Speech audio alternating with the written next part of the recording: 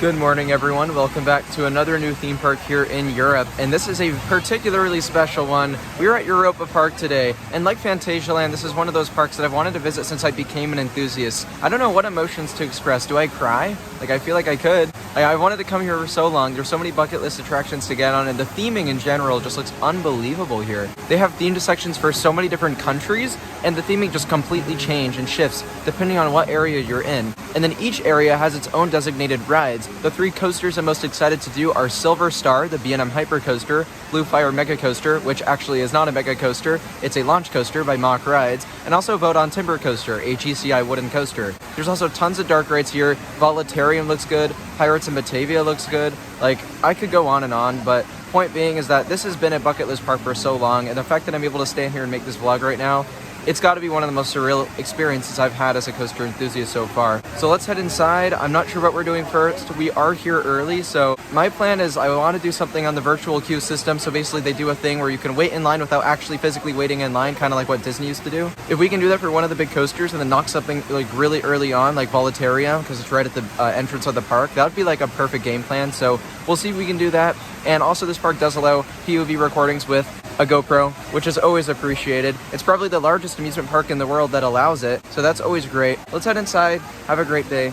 I cannot wait to check out Europa Park in West Germany for the very first time.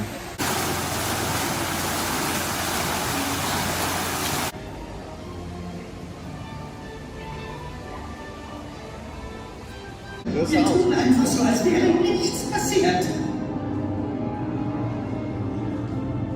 So we're on our first ride at Europa Park, Voletarium. I'm actually very excited for it. It's a flying theater ride. I just don't know what's going to happen. I don't know the theme. I don't know how the system's going to work. So I'm going into a lot of these dark rides blind, and I'm really happy about that. Nothing's been spoiled. I'm blind. You're blinded by the light again.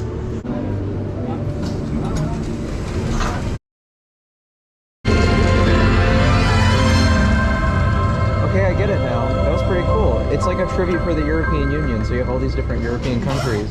We just got off of Voletarium, and that was excellent. It's basically Europa Park's take on soaring around the world at the Disney parks, minus the scents. Although there actually were a couple scents, it just didn't like fit in with each scene. But ignoring that, everything about that was really peaceful and fun. It's kind of like a tribute to the European Union. So you have all these different European countries in the EU and different natural or just architectural sites throughout all the countries. It was really pretty. It was a really peaceful ride. I enjoyed that quite a lot. Got one of the most famous castles in Germany, one of the most famous mountains in Switzerland. Yeah. Yeah, it was a nice ride to help you appreciate Europe if you didn't appreciate it already. I think we're going to try to get on Eurosat Cancun Coaster first, which is a family coaster inside the Epcot ball, as many like to call it. This park very much has a lot of similarities to a Disney park, a lot of references, but I think they're trying to do their own thing. It's very much a different style as well. We're in a garden. So this park really is not just about the rides, it's about the themed areas. And so I'm going to do a lot of exploring here with Sean, and I'm going to show you guys all the different areas, not just including the rides with the theming, because I have no idea where to go and I want to get lost in this park. There's a cafe, that's how you know it's France. So inside this dome right here is Eurosat Cancun Coaster, which is a family coaster, and we've done a lot of really fun indoor coasters this trip, so I'm excited to do this. It's time for our first coaster at Europa Park, Eurosat Cancun Coaster. What is gonna happen here? I don't know.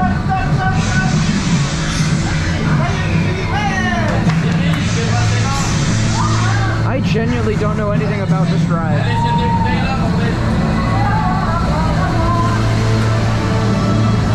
Oh, we're going up the Eiffel Tower. I get it.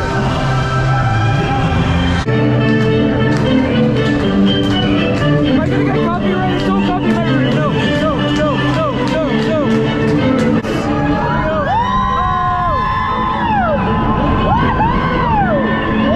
I really don't want to get copyrighted.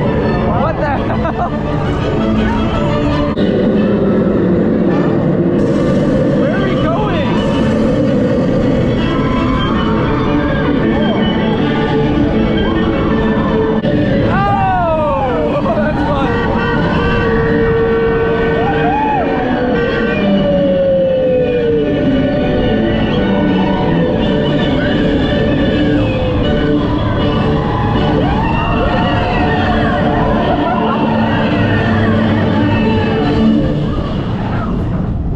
long ride. I don't know what just happened though.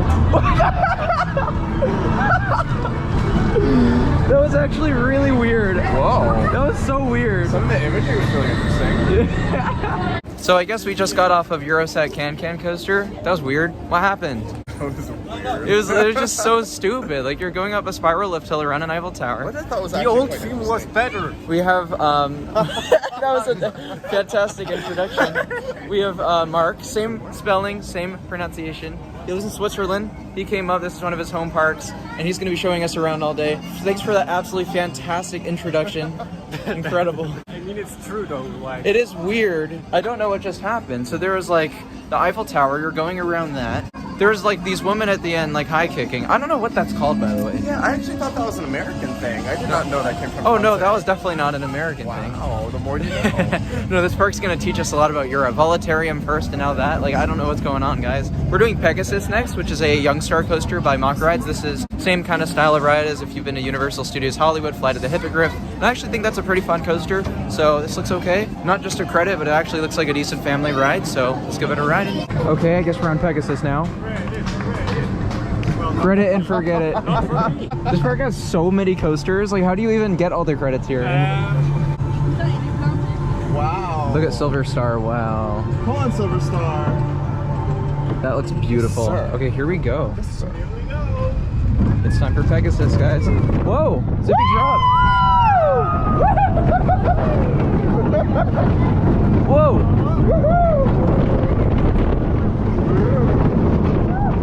Okay. Whoa. Hey, it's not bad. It's not bad at all. Whoa. Not bad. Yeah, it was fun. I mean, I liked it. Changed. Your life has changed. Thank you for sharing. Oh my. It's okay. it's decent, but in the back, it's you get some good airtime down that drop. I mean, I think it's fun. It's nothing I'm gonna re-ride, but it's pretty good. Yeah, I like it. Oh my God, I'm getting Pirates of the Caribbean vibes already. This is Pirates in Batavia. It's a recreation basically, and this is so cool. This is a park original, but then it burnt down in a fire and they had to rebuild it, and it only reopened recently.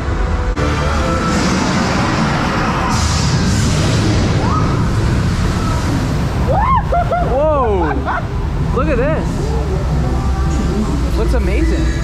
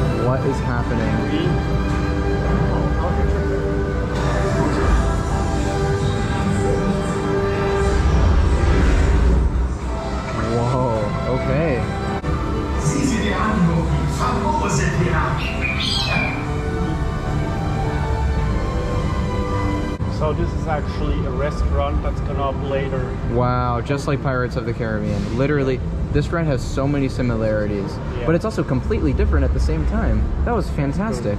I still prefer Symbolica at Efteling, but this is my second favorite dark ride in Europe for sure. That was really, really well done. I haven't experienced Symbolica yet, but this is like, I was blown away. I have ridden it so many times yet, I still discover details myself that I haven't seen yet. Yeah, this is definitely a highly detailed and immersive ride that you could do over and over again and discover new things each time. It was absolutely incredible, actually.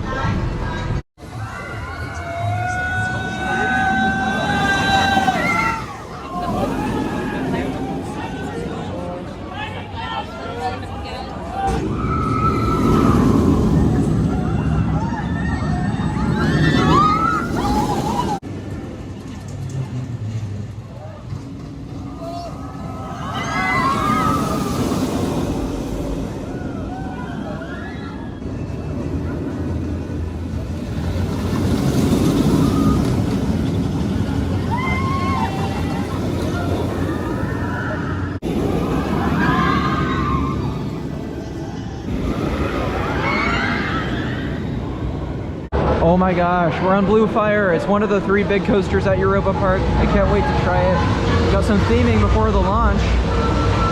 Very nice.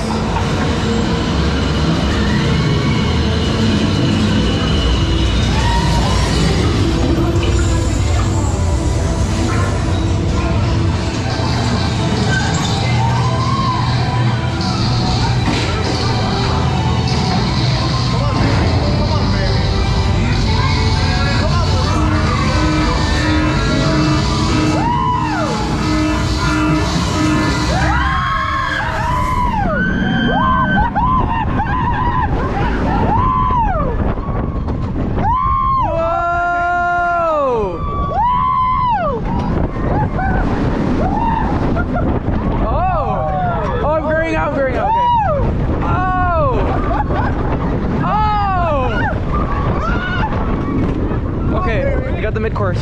Hey, that was a fun element, that low to the ground turn. Whoa!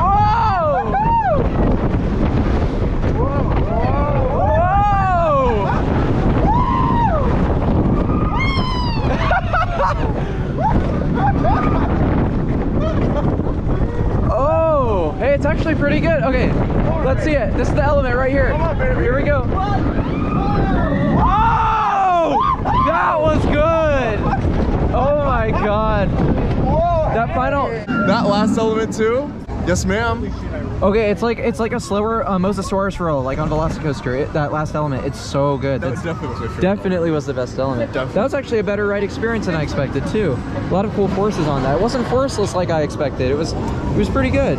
So we just got a ride on Blue Fire Mega Coaster. Not a mega coaster, it's a launch coaster, but it was better than I expected. I really enjoyed it. It had a fun launch, not too intense, but still a fun experience. And then you have a lot of like high off the ground elements to start the ride, and then it progressively gets to low elements, like some of those rolls at the end, particularly the last roll. It really felt like a slower Mosasaurus roll, like what you find on Velocicoaster. Definitely the best element on the ride. It's quite whippy and really fun. It's a smooth coaster. It kept its speed better than I expected. I really enjoyed it. I thought it was fun. I fucking love this ride. This ride is not forceless. It's not forceless, I'll give you that. It's really not. It's not super intense, but it's definitely not forceless at all. It's like when people call Millennium forceless, like, what are you talking about? That ride is intense. So I don't know. I thought it was pretty good. Right now we're gonna walk straight on to Vote on Timber Coaster, utilizing their virtual queue system, which shout out to Europa Park for implementing that system. It's absolutely incredible what they do. You can basically wait in a line without physically waiting in the line. So you do it virtually and then you can just walk right on. So we're gonna head on Vote on.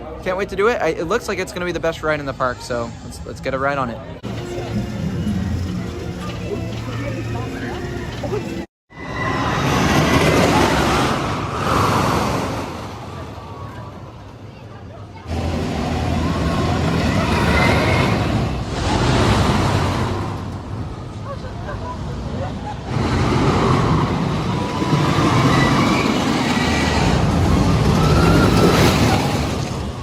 It's time. Vote on Timber Coaster. It's time, baby.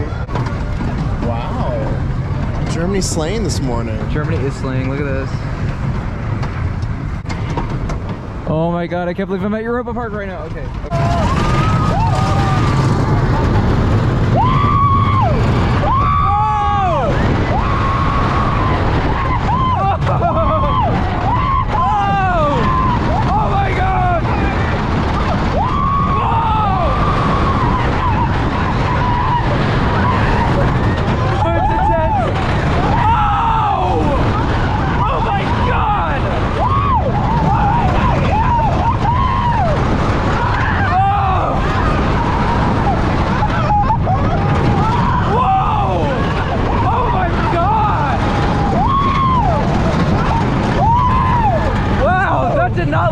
Holy crap! Oh my god! Oh my god! Oh my god! What? That was awesome!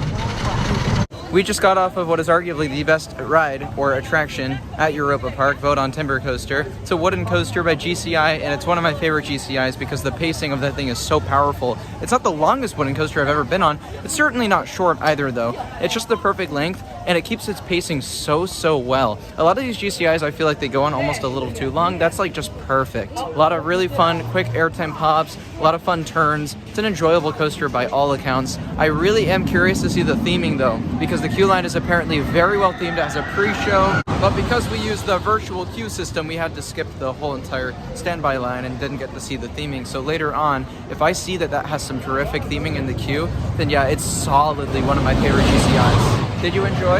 Yeah, of course I enjoyed it. That was probably my favorite ride so far. Yeah, I would agree with that. Although I loved Pirates in Batavia and Voletarium. Better than ever this year. So we're in the Netherlands section, and here you can get the mini pancakes that you always see in the Netherlands. I don't know what they're called. What are they? Poffertjes. I don't know if that's correct though. Hey, you got it better than we can, so. But yeah, these look great. We got a banana chocolate one and a caramel one. We'll see which one's better. Yes, sir. And it's time for Silver Star after a 45-minute wait. So you going down? Wow, what a view. Wow, look at you, Jeremy. Come on, Deutschland. Those mountains out there actually get me. That's so pretty. Here we go!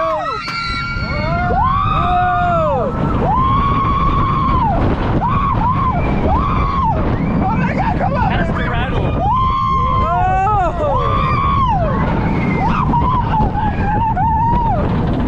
It's pretty smooth for a V&M. Come on, baby, let's go! Oh!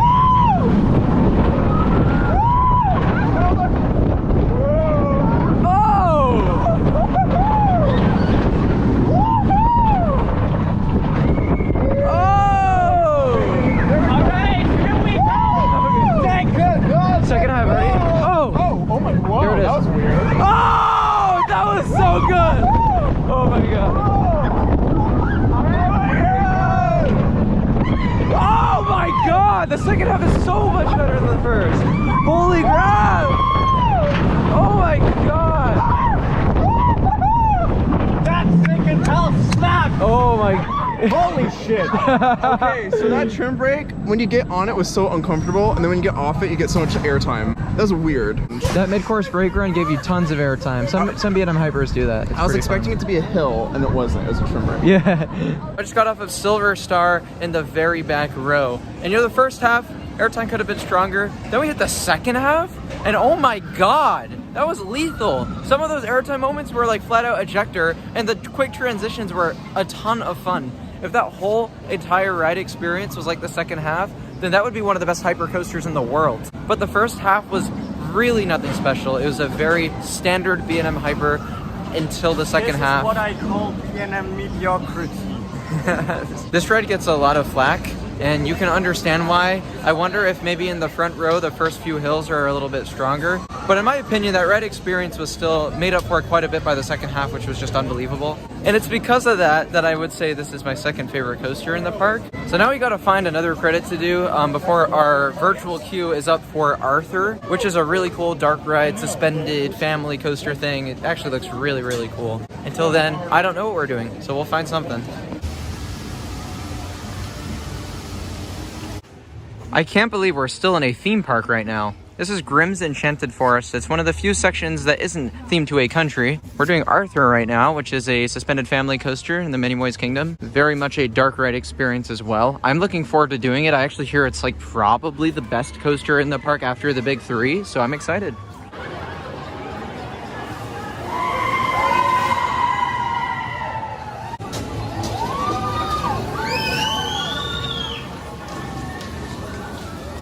Here we go. Willkommen im Land der Minimoys. Bienvenue dans notre royaume.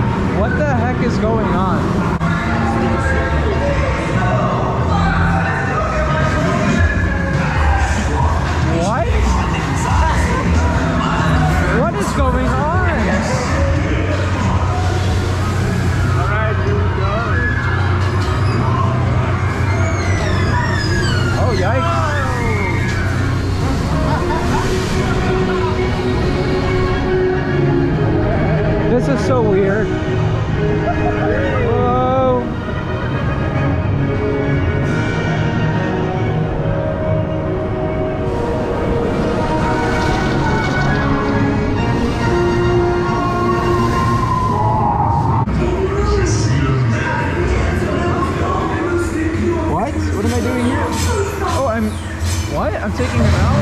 Oh, oh. All right, here we go.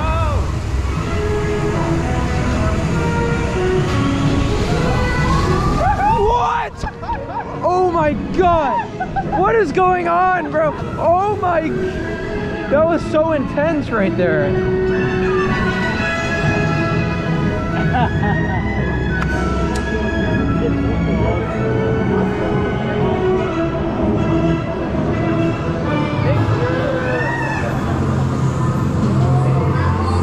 Now we're in a beehive. What is this? This is the what? This is the weirdest thing in the world, honestly.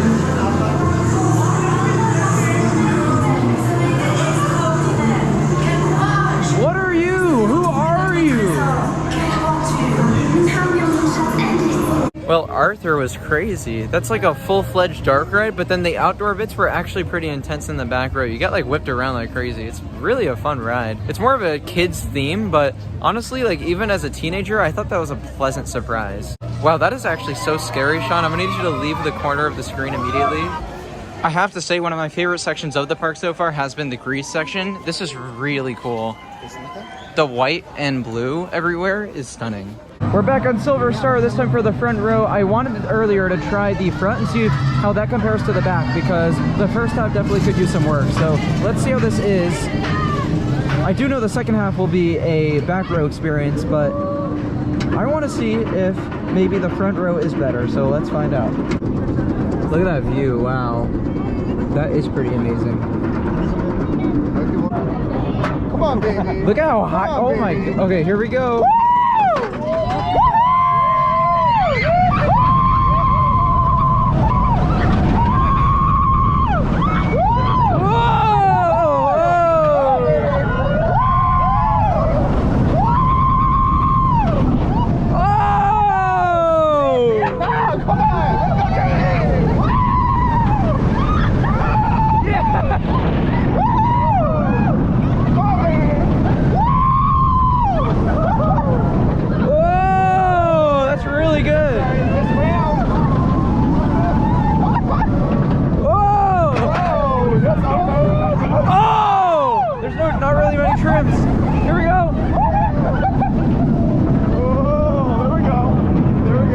Oh! I love that. Oh!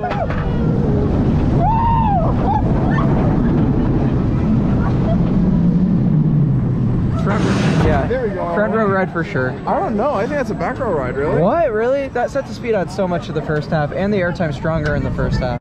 Well, I certainly enjoyed that much more in the front row. It's still not my favorite hypercoaster, not even one of my favorite B&M hypercoasters, but that really did add a lot to it, that sense of speed. I really thought that was a lot of fun. The second half still actually packs in quite a bit of airtime in the front row, not nearly as much as the back, of course. The back on the second half is absolutely masterful. But yeah, that first half was better. You get a little bit more airtime getting pushed over those hills. And as I said, that sense of speed only adds to the experience. So definitely, in my opinion, that's a front row ride. But I think I'd ride it more times in the back row throughout my trip to Europa Park, just because that second half is so lethal. Like when you go up the helix and then down the drop, you get some really good. What the hell? What the fuck? What Why the did fuck? why did I just get like nailed by water? The drop, you get some really good. What the hell? What is this queue line for Euromir? This is honestly, okay, I love Europa Park, but this is one of the weirdest places I've ever been. Hey! That's how fire the soundtrack is. I got all the Germans singing about it. Come on! Where are we going? Oh my god! Oh! Ouch! That's rough. Okay. Enjoy your front row.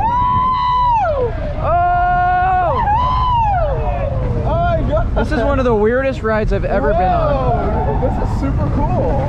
Woo! Okay, ma'am.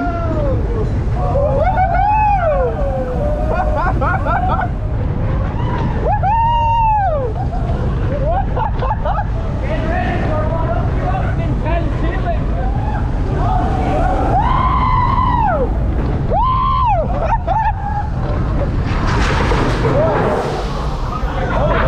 I don't know if I love that ride or hate that ride. That was the stupidest thing I've ever experienced. Euromir made no sense at all. Felt like a Russian rave. This ride is awesome. I have no idea where the soundtrack is lit, but I don't know where the fandom comes from. That's so weird. Like, that's got to be one of the most confusing coasters in the world. I don't know what the purpose of that ride even is in the first place. That was so cool. You got an awesome view out of But Germany. what was it doing? Like, the whole time. What was it doing? There were mirrors, so it got to reinforce.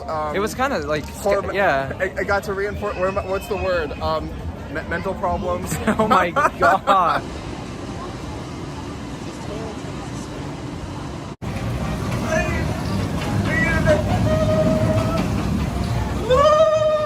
Oh my god, we're on the bobsled. I'm not going to be doing full in-depth reviews in this vlog for like each of the family rides because there's so many family coasters here, but I will show my POVs and kind of do like mini reactions. The Swiss section looks beautiful down there. Look at that. Oh, wow. All right, guys. We got a little bit of a drop here. Whoa! That's pretty unique for a bobsled. And now the track's gonna let loose, and here we go. Oh my god! I don't want to die! We're in the trough. Woo! Whoa! Oh my god!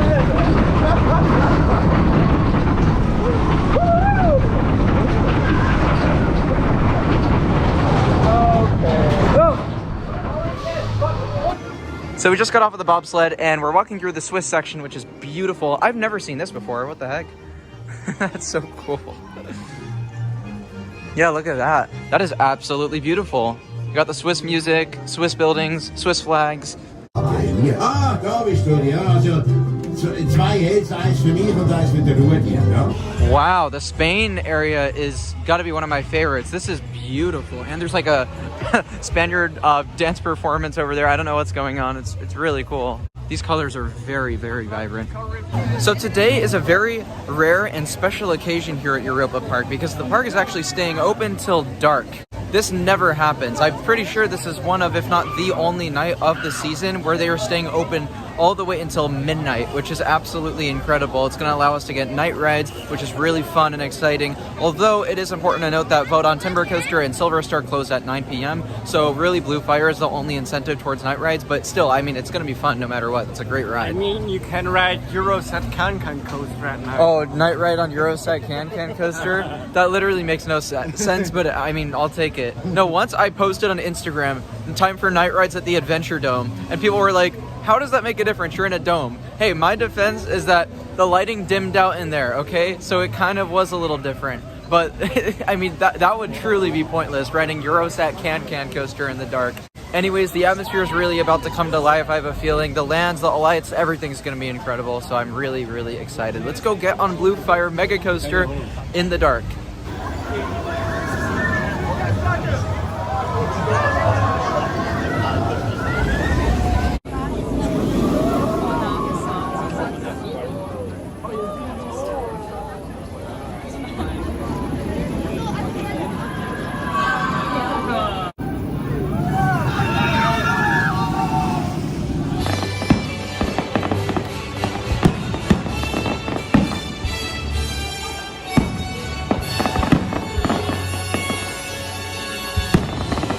It's so dark, you can barely see my face. We got a night ride on Blue Fire, and it was by far the best ride we've had on that because not only can you not see anything, but it's also sped up considerably. Yeah, I think I prefer that to Silver Star. I hope that makes you happy. It was trimless, by the way.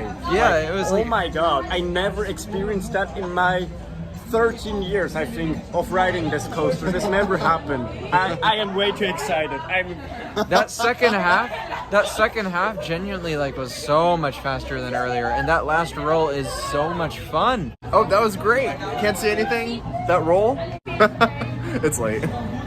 Yeah, we're tired. We're about to head out. So final thoughts on Europa Park. I mean, what can you say? Oh, you can't even see my face. Yeah, this park really is a treasure, I should say. It has a lot of quirks to it. Each themed land, you can tell where you are. And also, you have all these like small hidden pathways that lead you into these like rooms or mini themed areas that are just so cool. So many tranquil sections that you sometimes forget you're in a theme park. It's really, really something else. Now, the ride lineup is not my favorite ride lineup in the world, but it's certainly pretty good and definitely well above average, because not only, like, if you compare it to like a Disney park, Disney parks have amazing ride lineups, but they don't have big coasters. Europa Park has 3 big coasters. Now, none of them are elite by any means, but they're all really enjoyable, fun rides that add a lot of depth to the lineup. And then behind those, you have a ton of really fun family coasters and some fantastic dark rides. Some of which we haven't even had time to do, though, because we've just run out of time at the park. And now there's a drone show that I guess we're gonna watch right behind me. What the hell's going on? Okay. Yeah, this is a crazy park. This is an absolutely crazy park. Hope you guys enjoyed this video. If you did, be sure to hit the like, subscribe, all that fun stuff. I'll see you guys very soon from Connieland in Switzerland. Bye, guys.